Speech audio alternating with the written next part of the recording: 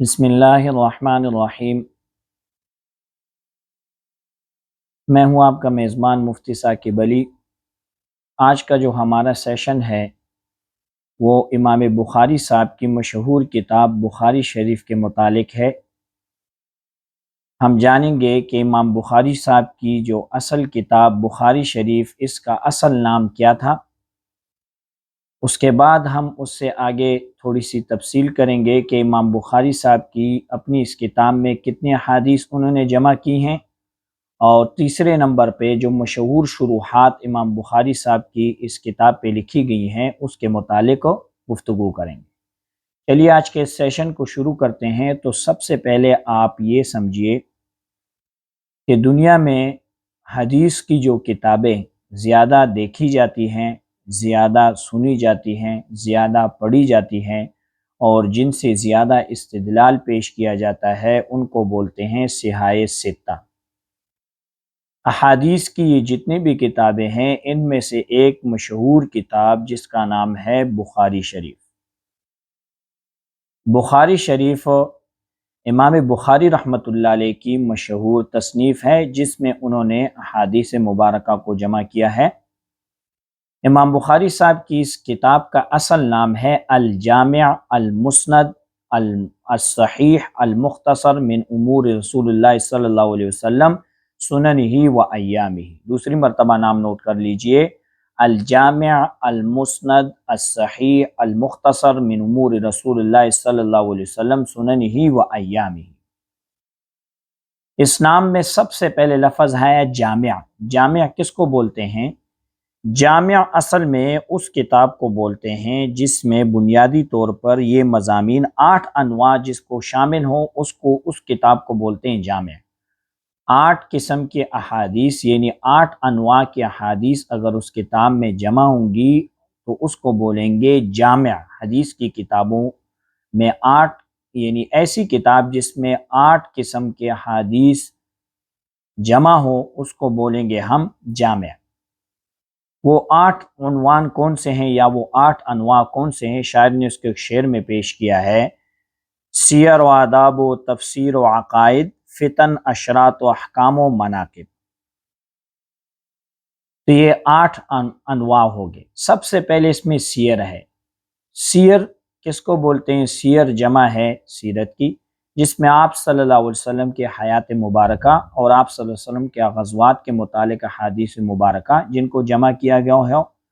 دوسرے نمبر پہ آداب۔ آداب جمع ہے ادب کی، جس میں آپ صلی اللہ علیہ وسلم کی زندگی مبارک اور آداب معاشرت، کھانا پینے اور اس طرح لباس، ان تمام کے متعلق آداب بیان کیے گئے ہوں۔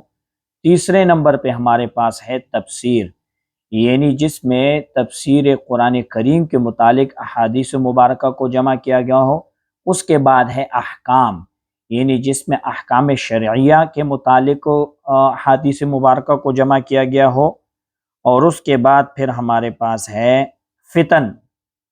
فتن جمع ہے فتنے کی، یعنی وہ فتنے یا وہ پیشن گوئیاں جو آئندہ دور میں آئیں گی، آپ صلی اللہ علیہ وسلم نے حدیث مبارکہ میں ان کے متعلق کیا فرمایا ہے، وہ حدیث اس کو بولتے ہیں فتن۔ اس کے بعد ہے اشرات۔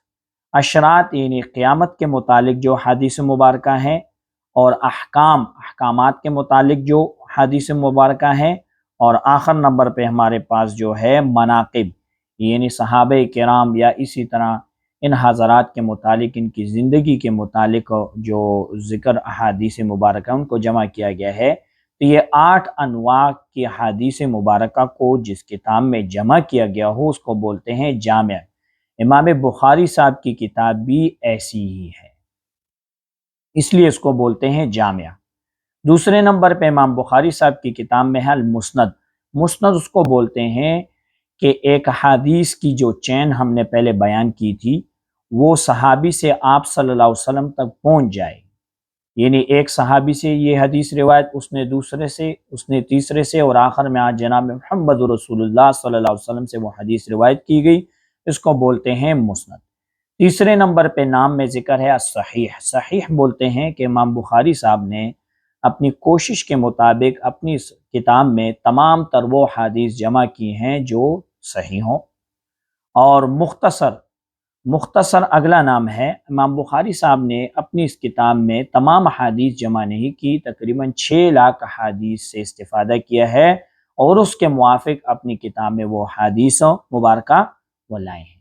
من امور رسول اللہ صلی اللہ علیہ وسلم، سنن ہی آپ صلی اللہ علیہ وسلم کی سنتیں اور زندگی کے متعلق، و ایام ہی اور غزوات کے متعلق۔ یہ تو امام بخاری صاحب کا پورا کتاب کا پورا نام ہو گیا۔ آگے ہم پڑھتے ہیں کہ امام بخاری صاحب کی اس کتاب میں کتنے احادیث ہیں، تو بعض علماء نے 7,779 اور بعض حضرات نے 7,734، مختلف قسم کی کتابوں میں یہ باتیں لکھی جا چکی ہیں کہ کتنے احادیث مبارکہ اپنی اس کتاب میں امام بخاری صاحب وہ لائے ہیں۔ علامہ ابن خلدون رحمۃ اللہ علیہ فرماتے ہیں کہ امت پر یہ فرض کفایہ ہے، بلکہ قرض ہے کہ وہ امام بخاری صاحب کی اس کتاب پر ایک شرح لکھیں، اور ایسی شرح لکھیں کہ حدیث کا حق ہو وہ مکمل طور پر وہ ادا ہو جائے۔ تو علامہ ابن خلدون صاحب کی اس بات کے موافق ہم عرض کرتے چلیں، بخاری شریف کے مشہور شروحات میں سے ایک شرح ہمارے پاس ہے عمدۃ القاری، اور دوسرے نمبر پہ ہمارے پاس ہے فتح الباری۔ عمدۃ القاری کو علامہ بدر الدین عینی رحمۃ اللہ علیہ نے لکھا ہے۔ پہلے وقتوں میں یہ کتاب مکتبے سے 12 جلدوں میں شائع ہوئی، اور دوسرے نمبر پہ مشہور شرح عربی کی جو بخاری شریف پہ لکھی جا چکی ہے وہ فتح الباری 14 جلدوں میں وہ پہلے شائع ہوئی تھی۔ آج کل کے مختلف ہو سکتی ہیں کیونکہ وہ تو طباعت کا کام ہے، کبھی جلدیں زیادہ کر دیتے ہیں اور کبھی کم کر دیتے ہیں۔ ان دو حضرات کے متعلق میں تھوڑا سا عرض کرتا چلوں۔ علامہ خطیب بغدادی رحمۃ اللہ علیہ وہ لکھتے ہیں کہ اگر آج اپنی کتاب میں اگر آج علامہ ابن خلدون زندہ ہوتے تو وہ یہ فرما دیتے کہ ان دو شارحین نے بخاری شریف کا بالکل حق ادا کر دیا، مگر وہ وفات پا چکے تھے۔ ان دو شارحین کے متعلق علامہ بدر الدین عینی رحمۃ اللہ علیہ اور علامہ ابن حجر رحمۃ اللہ علیہ، ان کے متعلق میں تھوڑا سا عرض کرتا چلوں، ایک واقعہ عرض کر دیتا ہوں اپنے سامعین کو۔ دونوں ہم عصر علماء تھے، اور دونوں بعض اوقات میں ایک دوسرے کے متعلق گفتگو بھی ایسی آ جاتی تھی مگر علمی انداز سے۔ علامہ بدر الدین عینی رحمۃ اللہ علیہ جس جگہ درس دیتے تھے وہ ایک ایسی جگہ تھی، جامع مؤیدہ میں وہ درس دیتے تھے۔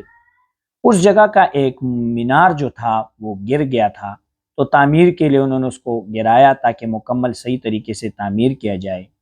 تو جب علامہ ابن حجر رحمۃ اللہ علیہ کو یہ بات پتہ چلی کہ ان کا وہ مینار ایک گر گیا ہے، تو انہوں نے اشعار میں یہ بات اس طرح نقل کی کہ جامع مؤیدہ کے مینار بہت ہی خوبصورت ہیں، بہت ہی اچھے ہیں، مگر یعنی عین کی وجہ سے، یعنی نظر بد کی وجہ سے وہ مینار گر گئے۔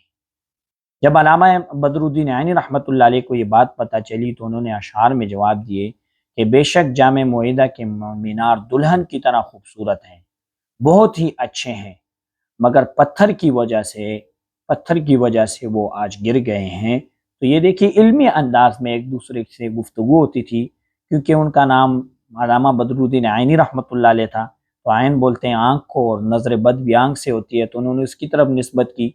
اور ان کے نام میں علامہ ابن حجر رحمۃ اللہ علیہ، حجر پتھر کو بولتے ہیں، تو انہوں نے پتھر کی طرف نسبت کی۔ تو دیکھیے علمی انداز میں ایک دوسرے کے ساتھ مکالمہ وغیرہ ہوتا تھا، مگر آپس میں ویسے گہری محبت ان دونوں کی تھی۔ آج تک کے لیے اجازت دیجیے، اللہ حافظ۔